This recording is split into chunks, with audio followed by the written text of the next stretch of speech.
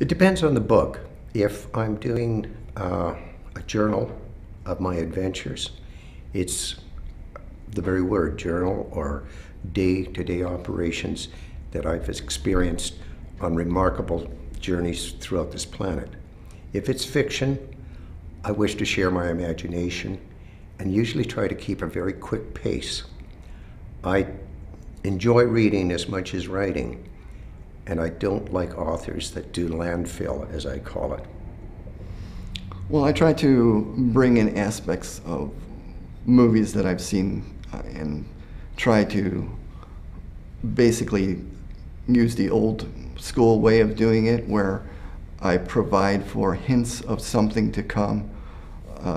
Take example, like the appearance of one of the characters he was out in the woods doing what he does, getting distracted, having adventures, and then all of a sudden the mist that would have burned off, the fog of the morning should have burned off, because we're more towards the afternoon, but all of a sudden the mist starts seeping out from the ground, from the shadows in the woods, starts creating a fog, and then the fog itself ends up breezing and moving out.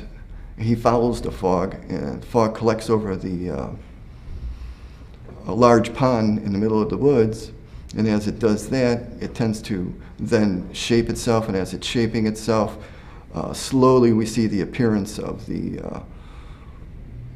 supernatural entity that ends up being Harmony, that helps him with his quest. Well, I think I do that with just the use of some realism. You know, I wanted the story to be real. Actually, one of the original premises of this book was called You Wouldn't Believe Me If I Told You. And that was kind of the thing, how this would work. How would Cornelius, the main character, actually live and react in the 21st century? And he knows that he's able to do it right under the noses of people in this city, because, I mean, he could just walk up and tell somebody he was a vampire and they wouldn't believe him. So there's a lot of realism in it. We see how a person would actually live today if he was a vampire. And also I was telling people that this is a new vampire novel, but it's really not, okay? It's really a return to traditional characteristics that we think about when we think about vampires.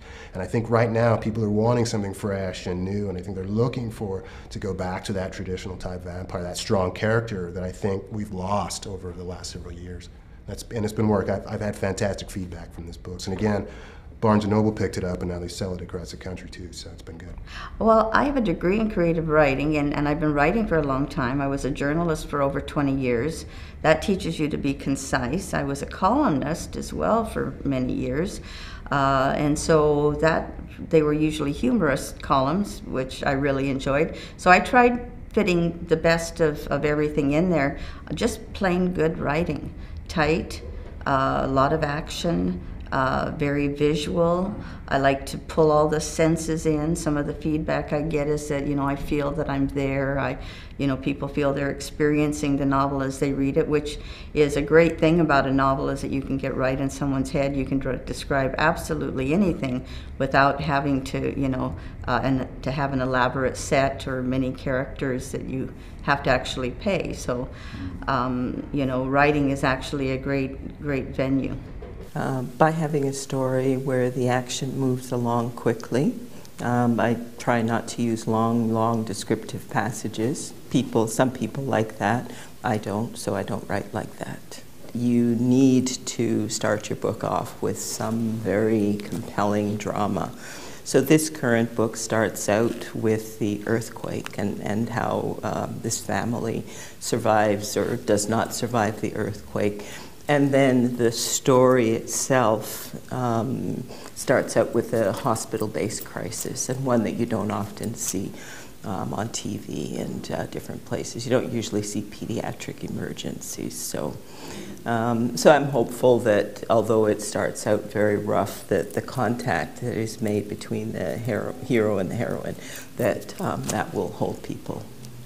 I try to tell them something that is part of the story that makes them want more, that makes them want to find out the end of it or the details of it, or how the characters move through it. Grab hold of my reader's attention by hooking them right out of the gate. I make sure that when I give them something as much as possible, that they haven't seen it before. There are no new stories to tell, but there are 1,000 different ways to tell it. And when I'm trying to get my reader's attention, I do my best to make sure they say, whoa, this is something I had not seen before. And I want them to really like the first paragraph or they'll never read the second. With a lot of descriptions that make a person feel that they're really in the scene. You don't want to just say, the girl was looking at the beach and she was feeling distressed. You want to describe the beach. You want to describe what she was feeling. You want to add physical attributes that describe what she's going through. If she's distressed, what is she looking like? And is she starting to cry? Or what other emotions can you pick up by your descriptions of her? I believe the best way to grab a hold of a reader's attention is to have something that keeps their attention. My story it's a really great, well, it's a short story. And it's a very quick read. Everyone that's read it wasn't able to put it down. I think the shortest time read was 6 hours. Ooh, I try to get my characters to do unexpected things, but unexpected but realistic. You know, they don't suddenly just get up and fly. And it sort of keeps the reader wondering, well, just who is Jane? You know, we thought she was this person. Maybe she's more complex than that. You know, something to sort of wake them up. And I think this would work really good in a movie, too. If, for instance, there's a lull, and then suddenly you let the character do something unexpected or unpredictable, it sort of wakes up your audience. They're sort of sitting. I think Hollywood does that a lot. They have learned the art of surprise and the unexpected.